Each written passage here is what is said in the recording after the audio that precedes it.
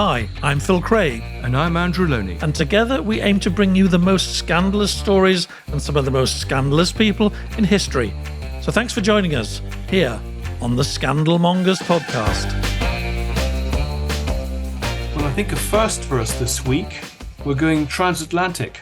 We are. I'm quite excited, actually. We are talking to one of the most successful writers of non-fiction in the world, I think. Yeah, and also who writes biographies which are always actually see the best in people, which is not normally a recipe for making money. Yeah, it'd be interesting to talk to him about how he does it, actually. This is Randy Taraborrelli, who we're going to be speaking to in a minute, who's just published, I think it's about 10th or 11th book, all about Jackie Kennedy, a really, really interesting subject. It's a cracking book too. But yeah, he seems to manage to kind of do scandalous stuff that reveals secrets and yet always seems to be quite respectful and positive about people in his books, which is maybe one reason why people like him so much. Have you met him before? It's a great gift. Sorry, Do you know him? No, I know of his books, but I just reached out. Well, we both reached out to him. I think we just thought because of the range of books he writes and because of this new book on Jackie, he would make a good guest, and I'm sure he will. It's also such an amazing period, isn't it? The early 60s, America, the White House. She was so young and smart and stylish, and Kennedy, we didn't know really then. I mean, both of us were very young. People didn't know then. Behind the scenes, it was like drinking and compulsive womanizing and all sorts of bad stuff. But actually, the public image of the American presidency has never been higher, has it? I don't think ever. And what a contrast in some ways to what we were hearing about last week with Alistair. This is what it's come to. And you can see this nostalgia and the affection, I suppose, to that period and those sort of presidents, which you had terrific style. Yeah, I think style is the key word, isn't it?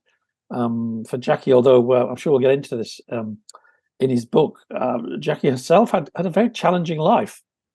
And it wasn't perhaps as gilded and as easy as one might think from her public image, certainly when she was the first lady. Yeah, I was surprised how much of it was completely fresh and new with this slightly different slant. You imagine a subject's been done, and actually, even these well-known subjects can be seen in a completely new light with new information. Well, I've found this. I'm sure you've found this too. Most people in our business, if your business is television, as mine has been for a long time, or even writing, most people just don't have the time to do original research.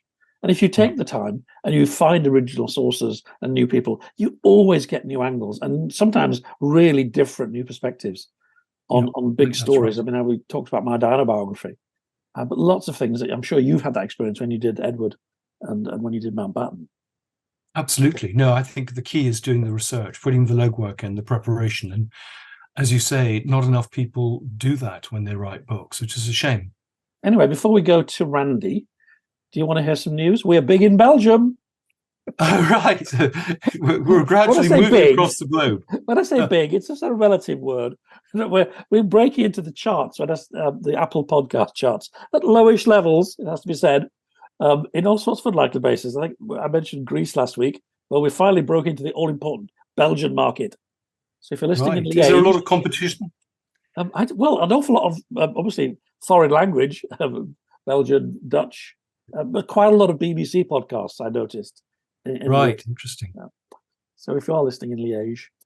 And are we getting some nice comments still? Or actually, I haven't prepared for this properly, because I do love showing off, as you know, and I like people to know what people think and giving people name checks. Some really nice ones, actually, about last week's show, about America, about Biden and Trump. One of the best podcasts on YouTube. Keep going, thank you, says Maria Margiasi, 1983. That was very close to home, says Bill Tremendous. But I enjoyed it nevertheless. Fantastic interview, says Yongi Matador. Hongi. Keep fighting a good fight, says Rebecca Day. So some people are liking what we're doing, Andrew. Some people are. Oh, good. And are people going back to the previous videos, podcasts, and looking at those? It's again, YouTube gives us the best data, but for every 100 views we get of a new show, we seem to get about 200 or 300 of the old shows. So I think there are some people out there that find us and then go looking for more things from the past. And if you're one of those people, may I encourage you to keep looking. So thanks for everybody who's finding us and joining in. And we'd love to know of things that you want us to do. I mean, we've got a couple of ideas. I think we're thinking that maybe we might take a break for a few weeks. We've both got books to finish, and maybe that's an opportunity for people to come back to us and say what they would like for the new season. Yes, we're going to do another couple, I think, and then have a break at the sort of end of August for a couple of weeks. Next week is the Vatican, Scandals of the Vatican, I reckon, if we can make that interview happen. And lots of other exciting things coming up. But let us know what you like. We've already had a couple of shows based on audience suggestions, and we're keen to do more. Great. And is this a good opportunity then to go to Randy? I think it is. Come on, America. This is London calling. Well, Randy, welcome to our podcast. You're the first American author or first American subject we've had on. And that's because we're great fans of your work. And congratulations on the success of Jackie. And I think the first question I wanted to ask was you've written lots of books on the Kennedys. So why have you come back to this subject? Well, this is actually my fifth book about the Kennedys, Jackie, Public-Private Secret. I've written about Jackie in context with other characters in the family, but I never had the opportunity to write about her own life, as it were, from cradle to grave, as they say. And at first I thought, well, maybe there's not much more that I can say, because, there are probably 100 books out about Jackie, and I have them all. But then I started doing more research, and I started going back over my files over the last 25 years. And I started to realize that there actually was a lot more to say, because most of the other books, in fact, all of the other books, have been through the lens of the Kennedys and not through the lens of her own family, the Auchinclosses and the Bouviers and the Lees. And I thought, wow, she had her own family members that people don't know anything about. Her stepfather, Hugh Auchincloss, her half-brother, Jamie Auchincloss, her half-sister, Janet Jr., her mom, Janet. And why don't we do something that is sort of seen through their eyes? And that was the impetus of this book, Public-Private Secret. And that gave you, not just this new focus, but a lot of new information, didn't it? That's a new perception of her, I think. How would you categorize the new picture that we've now got of her? Well, I think that it's a more complete picture, because I think that when you look at somebody through the eyes of their family as opposed to their in-laws, right? I think you see a sort of a more authentic picture. I think that I think that maybe it could be said that people put on a certain facade for the in-laws, but not necessarily for their own family members. And that's what I found in researching this book. The stories that were being told to me were just so intimate and personal, and shed so much light on a different aspect of Jackie's personality than what's already known, that once I got into it, I realized, yeah, this is the book for me. And plus I had met Jackie back in the 1980s, and so I had a picture of her already in mind. And anytime she was at Doubleday in the 1980s when I was an author at Doubleday. Yeah, I got to interrupt. Do a book. I got to interrupt to offer you some unsolicited praise for the best opening introduction. Picture painting of a biography I've read for ages. You as a young writer, she as an editor, talking about biographies and how they need to be provocative and reveal secrets. And then here you are, a few decades later, writing her own. No, it's a beautiful picture you paint, actually, of her. I always thought, I guess, that she was kind of like this spoiled child from this very rich background, and she'd had a gilded life, and it all been rather easy for her. But crikey, not the case at all, from the way you tell the story of her upbringing. The thing that fascinated me as I wrote in the book about Jackie was that you think of her as sort of on a pedestal and being distant and aloof, and you think of her as being Jackie Kennedy, First Lady, and when I met her, I found her to be so incredibly accessible And I found her to, as I wrote in the book, I felt that I could ask her any question that I wanted to ask her and that she would eagerly answer it. And because she trusted you in that way and she was so open to you in that way, there was no possibility of you ever asking her any of those questions. Because what kind of a person would you be to have betrayed her trust in that way, right? Something I didn't write in the book is that Michael Jackson was a friend of mine. And Michael was getting ready to work with Jackie on his autobiography. And he called me up one day and he said, this is such an opportunity for me, and I'm going to ask her every question that I ever wanted to ask her. Michael was very, very interested in the assassination. He was very interested in the whole Camelot history, and he had all kinds of books about Jackie and the Kennedys. And so it was a fascination of his that people just didn't know about. And he said, this is my chance, this is my one opportunity, right? And I said to him, Michael, you're not going to ask her any of those questions, I guarantee it. And he said, oh, no, I am. I promise you. And he called me back the next day and he said, I couldn't ask her any of it. You're right. and that's really, that was, as I wrote in the book, I think her secret weapon is that she was so accessible that she made it impossible for you to want to betray that accessibility. And in a way, that's how she trafficked in New York from the time that she moved there in 1964 until her death 30 years later. She basically would go out of her home and walk the streets of New York without security, without bodyguards, and trusted that New Yorkers would not mob her. She was, of course, she was followed by paparazzi everywhere she went, but New Yorkers would not mob her. She trusted that they wouldn't, and they returned that trust by not doing so. I just think it's an interesting and fascinating way for a celebrity to live. And was it then difficult when you came to write the book and interviewed people that they had the same sense of reticence?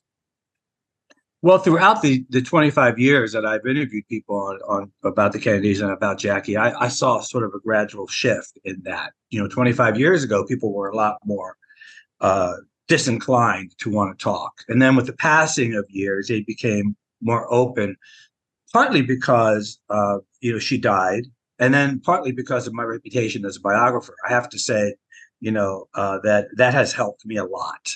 That my books are available at the Kennedy Library, that, I've never had any dispute with the Kennedys over anything I've ever written. And I've never had any kind of falling out with any of my sources either. And I think that that's important. And plus, I think the tone of my books matters a lot. People who read my books realize that they're not reading a hatchet job, that I do my best to be intimate and candid, but also to be fair and empathic, as it were. So I haven't had as much trouble as you might think. I mean, you've said that's something that's also grown as you got older and as you've written more books, you've become more sympathetic. But does that mean that there's things that have been left out, things that you've discovered that you haven't used? That's a good question, Andrew. And I have to say that I don't think anyone's ever asked me that question. But I will say this, the answer is yes, because I learned a long time ago that just because something is true doesn't mean it needs to be known by everybody. A lot of true things need context and they need a deeper understanding. And because so many people are dead or, not with us any longer, sometimes you can't get that context and you can't get that understanding, but you do still have the true thing. And in that case, I just let it go. I tell my researchers there is no story that matters so much that we can take a chance on, jeopardizing somebody's character in the public eye, or even jeopardizing our relationship with the source, who may be damaged by that information because we don't have the other side of the story, right? And I've managed to have bestsellers without having stories in the book that I can't stand behind 100%, or that I would feel, guilty about writing. It is a very warm book. I mean, I found myself feeling your affection for her, even as you did reveal quite a lot of secrets. And And I know you said that the Kennedys were not the main focus, and lots of things have been written about her time as a Kennedy, but I was quite stunned. I mean, I didn't know half of what she experienced, the sexually transmitted diseases, which may or may not have caused a miscarriage, which her husband didn't even bother to come home from holiday. That's a shocking story. But there is a warmth to what you. I mean, did you find you liked her more and more the more you learnt about her? Well, thanks for that, Phil. What I found was that I liked her so much before I even started, and that that is important to me as a biographer, as a historian. I simply cannot write about somebody that I don't like and that I don't have passion for. I just can't do it. It is too hard. I mean, you're spending years working on this thing, and if you don't like the person going in, that is real drudgery work, and I just can't do it. Life is too short. So I also really want my readers to love my subjects by the time they finish the book. Now, as they're reading, they might have moments when they're not so sure. They might have moments when maybe they don't like the person. They might have moments when they question the person's motives, or they question something that happened in the book. But that's life. We don't go through life completely loving every moment of every second of a person's experience. But I think that as long as I can take you to a place by the end of the book where you actually don't regret reading it, because there's nothing worse than pouring through 500 pages only to get to the bottom, to the last page, and think to yourself, oh man, why did I even bother, right?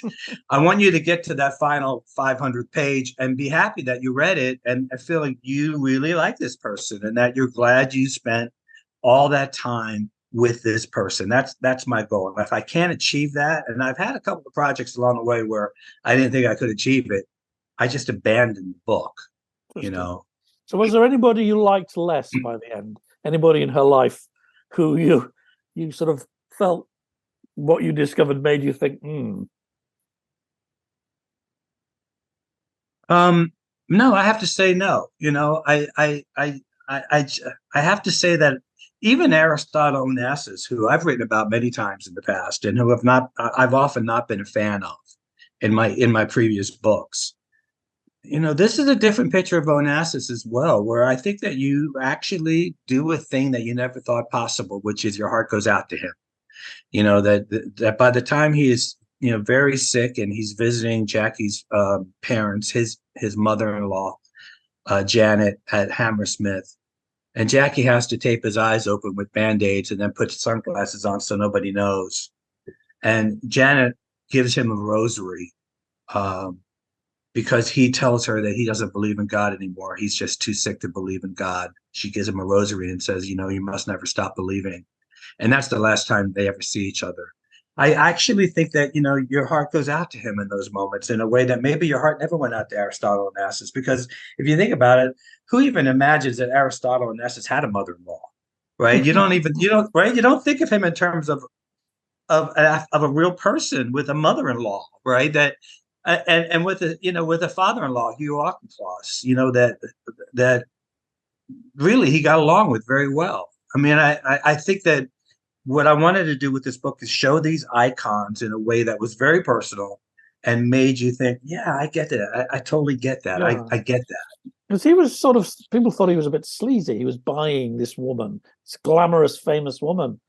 But actually, the way you describe it, there was very little intimacy, perhaps no sex at all in the marriage. There was a financial arrangement, there was a friendship, and there was support. I thought that was really nicely done. Thank you. Jackie said, and I think it's quoted in the book, that no two people know what goes on in a marriage but the people in it, right? And I think it's easy for us to stand back 50 years later and have judgments about other people's marriages.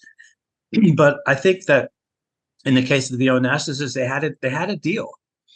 They had an agreement in place, and it worked for them until there was a point when it didn't work for Onassis, because he felt that Jackie got the better end of the deal. And as I explained that in the book as well, he began to become unhappy. But I think a lot of that had to do with the reversal of his business fortunes at the same time, and I think he was lashing out at her because of that.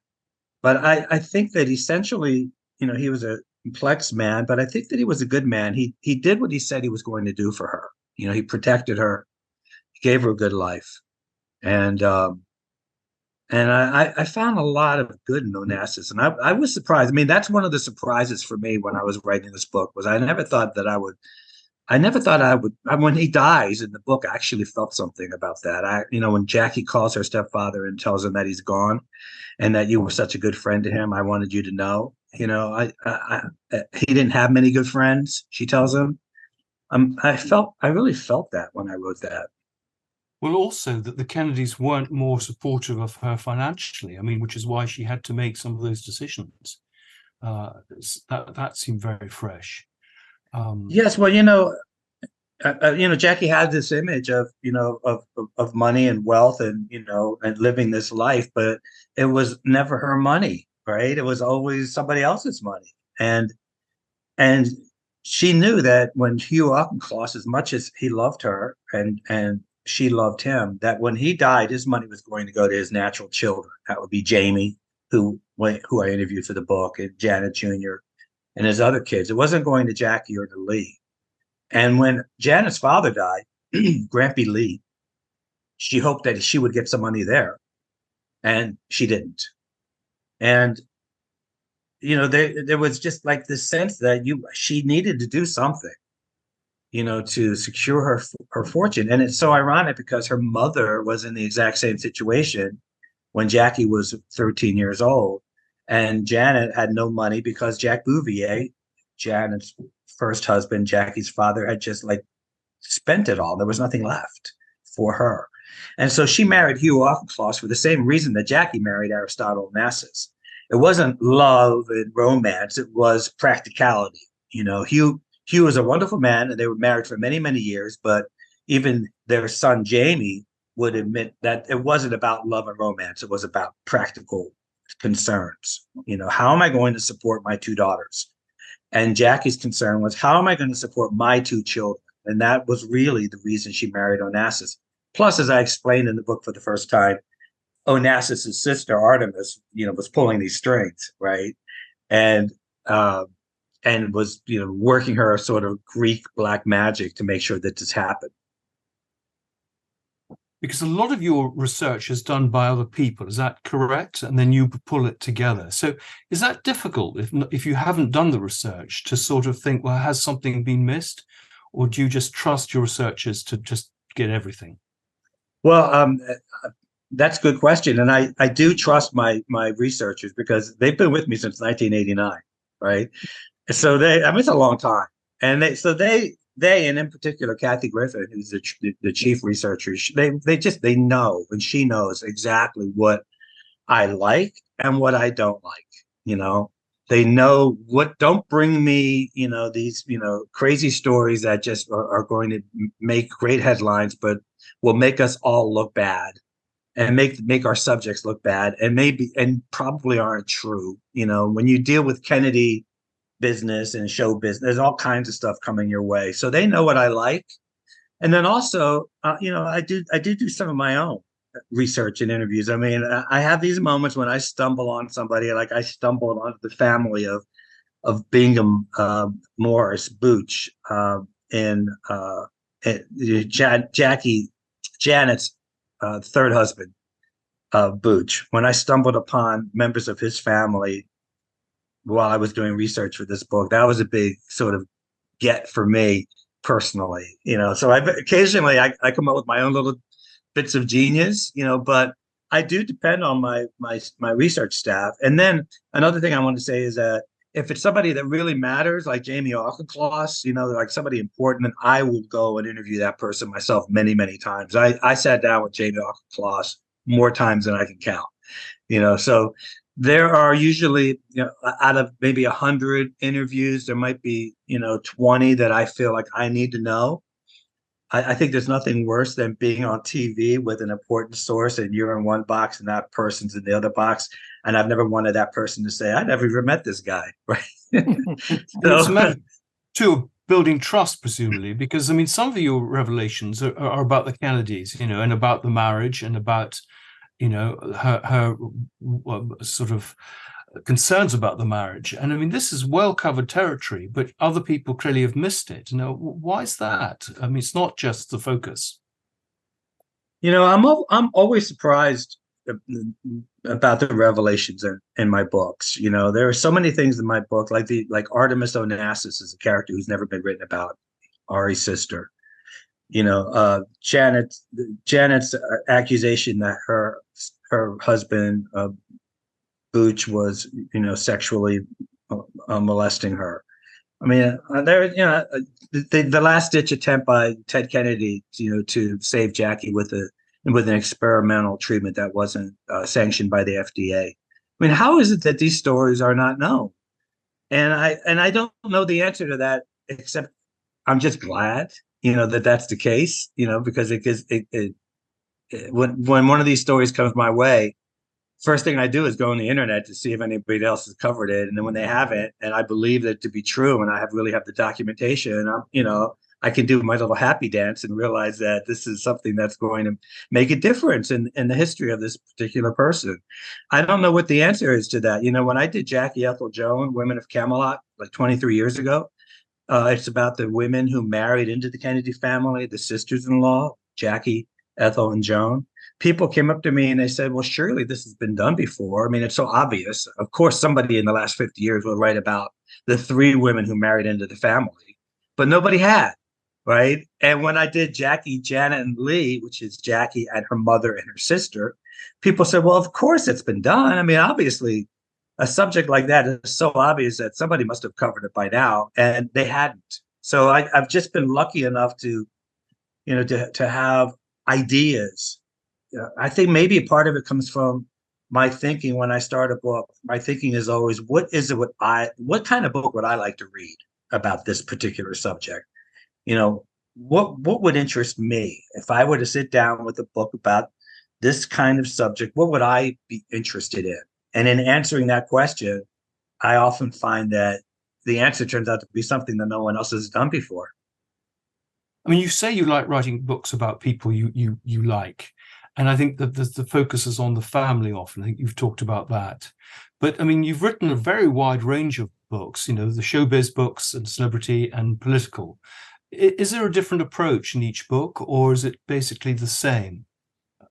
Well, I mean, I think it's basically the same, because the one thing that all these people have in common, Frank Sinatra, Michael Jackson, Elizabeth Taylor, Grace Kelly, Marilyn Monroe, I mean, the Hiltons, all these people, the one thing that they all have in common is they come from families, right? They all have families. And even if they're fractured, they have families. Grace Kelly had, a father who was, very difficult, and a mother who was very critical. Marilyn Monroe had a mom who abandoned her, who suffered from bipolar disease. Every Elizabeth Taylor had a stage mother who dominated her life and then lived to be like 90 something and had been around for all of Elizabeth Taylor's husbands. I mean, so I land there. I'm not real big on, my forte isn't the makeup artists who did at the movies, or the cinematographer from Who's Afraid of Virginia Woolf, or I'm not big on that. I often tell my researchers when they come to me and they say, well, here's the key grip from one of Grace Kelly's films, and unless the key grip was a family member, then I'm not as interested in people who aren't a part of the inner circle. I'm more interested in what happens when somebody like Jackie Kennedy returns from the campaign trail back home to her parents' house, or when Grace Kelly's finished with a movie and then goes back and has to deal with her mother, or when I wrote about the Hiltons, Zsa Zsa Gabor, who I love, and her relationship with Conrad Hilton, I think, is just fantastic. And so my approach is basically the same, which is what's going on privately. I mean, I think that I've said this before, and I think that my job as a biographer is sort of to invade a person's privacy, and if I do that, that means going backstage as opposed to what's happening, in front of the cameras. And is it easier to do if the person's dead or alive? I think it's the same process. I think that, uh, it could be said that if the person's dead, that absolves you of, any legal jeopardy. Um, but I feel that I absolve myself from that already just by virtue of my work ethic and what I do and how I do it. It doesn't really make any difference if the person is dead or alive. I still am not going to defame that person. I'm still going to be as fair as I can possibly be to that person, and I'm still going to tell a fair and honest story. So I think it's the same process. I will tell you this though, knowing the person makes a bit of a slight bit of a difference. Like actually knowing the person. Like I've written about Diana Ross, who I know, Michael Jackson, who I know, Jackie Onassis, whom I knew, and that's a bit of a difference because then you've got that your experiences with that person sort of in your face, and you've got their, I listened to some of my voicemails that I saved from Jackie, and I listened to them, and I can see her in my mind's eye, and that does help you shape your narrative, you know. That's Whereas so interesting. I never met Grace Kelly, I never met Marilyn Monroe, so it is a little bit different when you're writing about a person you know. We talked about the warmth, but also there's a bit. I was very young and I wasn't American, but there's a lovely nostalgia about the way you write about the Camelot era. Historians these days are meant to debunk everything and say, "Oh, it was awful." Really, behind the scenes, he was a compulsive womanizer and everybody was drunk and arguing. But actually, maybe that's true. But it was also very, very special. I think a lot of Americans, in particular, would love to have a White House like that again, and the style and the grace and the diplomacy that she brought, her skills with languages and the way she charmed everybody. And there was something very, very classy about it. And Thank you. even if that's a cliche, it's a cliche No, for a reason. thank you. I mean, I've gotten from a lot of people, on my book tour, I've gotten a sense of nostalgia from a lot of people who are like, that was a time and place, that but that pulls us back in a longing way. America was just It was cool. America was rich and cool, wasn't it it? was, It's so pretty rich. and also there was a sense of decorum and decency that we don't have anymore. And there was just it's a time and place that was very different. I'm not sure. Like for instance, it amazes me. Speaking of things that people didn't know, how is it possible that the most famous woman in the world, Jackie Kennedy, could have a 3-year romance with an architect who designed the Kennedy gravesite at Arlington, and nobody knew about it? Right? It's like if you go back, you're not going to find clips in 1964 of Jackie's romance with Jack Warnke. You're just not going to find it. It just was not. And today, it would be all over Instagram, TikTok, Twitter, Facebook. I mean, TMZ. There is no way that a celebrity could have a 3-year romance with somebody practically getting ready to marry him. If she's the most famous woman in the world, that's going to be known today. But they were able to keep that a secret back then, and I think that it was a different time and place where people actually could have private lives that you can't have today. And I wonder, actually, following on from Phil's point, I mean, in some ways, part of the attraction of your books is this world that you create, which is attractive and which is family focused, and where it's positive about people with achievements and I mean, do you think that's right? I mean, when you talk to your fans, do they say we like your books because of this, and this? Well, yeah. I mean, I think that as a biographer, I have a whole spectrum of a life to that I can tell, and I have the luxury of cherry picking the bits and pieces of an entire picture that I decide to tell. And it's interesting because when I wrote my first book on Diana Ross, it was like, 2,000 pages. It was ridiculous, right? And Jackie Onassis told me, she said, your book is insanely long, and your problem is this. She said, you need to find. She said there are many stories in the big city. You need to find your story and then you need to tell it well, and then don't tell the other stories at all, right? Which is the best advice that I've ever gotten as a biographer. It was that from her, because what I do is I decide which stories are the stories that I want to tell. And because of the way I was raised and because of the way that I write books and the way that I think about people, they're going to be good stories that are going to be empowering, and they're going to be colorful, but they're not going to be bland. They're going to be, people have great lines in my books. People do say interesting things. I mean, I just think that I want to create a picture in the bits and pieces that I've decided to tell and string together. I want to paint a picture that makes people want to stay with the book and makes you want to live there. I want you to know what kinds of foods they ate. I want you to know what kinds of dresses they wore, what colors they liked, what their surroundings looked like. And I also have to say that this is one of the reasons why my sources think that I and my staff are just huge pains, because we go back to these people a dozen times to get this information. Like, nobody is just interviewed once from my books. We go back and we go back. We'll go to Jamie Auchincloss and say, what color was the dress your mother wore in 1967 to this event? And he'll be like, are you crazy? Have you lost your mind? How would I possibly know that? And I said, well, just, go back and take a look and see if you can find a picture in the attic in some box, And sure enough, he will come back with this picture of his mother wearing this particular dress, and we know exactly what color that dress was, and it's that kind of detail that I think that draws people in and makes them want to stick with the story, because they feel like they're participating in it. Because you have a very clear picture then of how you're going to tell the story. I mean, you've used very short vignettes, very short chapters. So there must be a lot of material you don't use. That must be very frustrating. Or does that not matter as long as you've got the narrative right?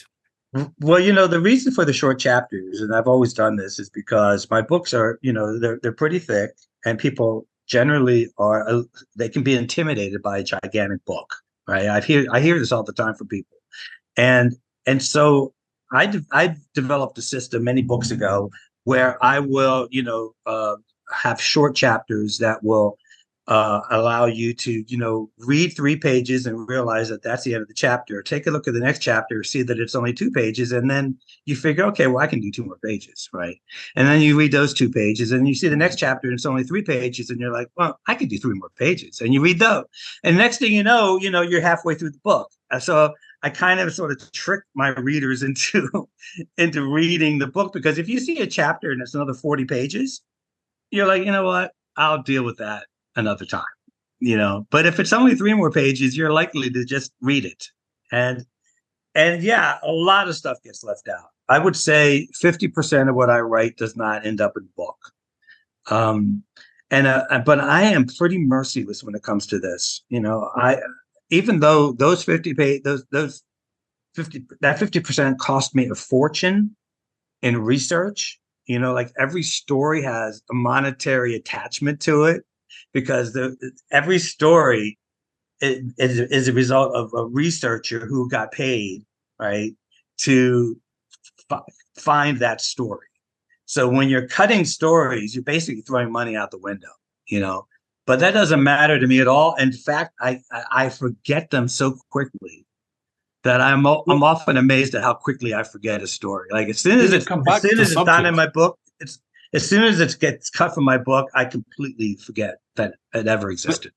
But even in this book, I mean, you've used material, it's clear from the source notes, from research that you've done on previous books and presumably not used. So it's never wasted in some ways. You just keep coming back. You've talked about also liking to do books on women because they have bigger emotional lives. I mean, is that still true? Well, I don't know that that's true. I mean, I remember when I said that. I said that in an interview, and then I was like, do I really feel that way? And then before I had a chance to figure it out, it was in the story, and that was the end of that. So it's like sometimes you're just wedded to your off the top of your head comments that you don't really know if you feel that way, or did you just feel that way in that moment? Oh, well, you can correct it now. Yeah, I think that's not true. I think that, when I think about Frank Sinatra, when I think about Michael Jackson, when I think about, Conrad Hilton and Prince Renier and the men that I've written about, George Bush and the presidents I've written about, those are pretty full emotional lives. So I think that that's a generalization that I can't really adhere to. But I will say that I think that not just because you're a celebrity doesn't mean that you are that you have the kind of life that people would want to read about, right? For instance, who's more famous than Tom Hanks, right? And could you really, no offense to Tom Hanks, so I'm sure he's a wonderful person, but I can't imagine that Tom Hanks has the kind of life that's going to fill a 500-page book and it's going to make you just like, can't wait to get back to reading about Tom Hanks, or Harrison Ford, or, like Meryl Streep. I'm sure she's fascinating in her own way. No, I have no idea. But it's just that I can't imagine, oh my God, I can't wait to finish this book about Meryl Streep, right? I just think that some people have great, big emotional lives, and some people are just famous because they're great actors or great performers. And sometimes the two just don't meet. We're nearly out of time because we're very mean on this podcast. We're famous for our meanness, and we don't even have a professional Zoom account. We think it's discipline. We're also cheap. But last question, you mentioned about people with big lives. Can you give us any hint as to who the next person with a big life might be, or are you keeping it close to I can't. You've hinted at Princess Diana. Wow. It's funny because people come up to me all the time and say, I loved your book on Princess Diana, right? And I've never written a book about Princess Diana. But it's just so obviously a J. Randy Taraborrelli book. People just imagine that they've read it already, even though I've never done it. Well, I can't give you a hint. I think I would. I think I'd be great at that, But I actually think that I'd be better at the royal family, where Princess Diana is a part of something bigger, and then trying to fit into that picture. That's kind of what I would want to do. I do have another book that I'm just signing the contract this week. I can't tell you what it is, but I will tell you this. It makes all the sense in the world. Oh, intriguing. And I only have a year for this one, which is unusual because usually it's a 2 or 3 year project. But I just have 1 year for this book, and it's due next year, and it's coming out the year after that. So it'll be out 2 years from right now. And when you see it, you're going to say, "Aha, makes perfect sense." That's really cool. Is it tied to an anniversary? No, it's not. Mm-hmm. Well, thanks so much for your time. It's a great pleasure to meet with you and to hear a little bit about how you work and to get some that nice mix of the sort of the warmth and the scandal. Thank you, guys. I was looking forward to doing this. And please read Jackie. To anybody who's listening, read the Jackie. Please read Jackie, Public-Private Secret. I really was looking forward to meeting you guys. I'm glad we had a chance to do this.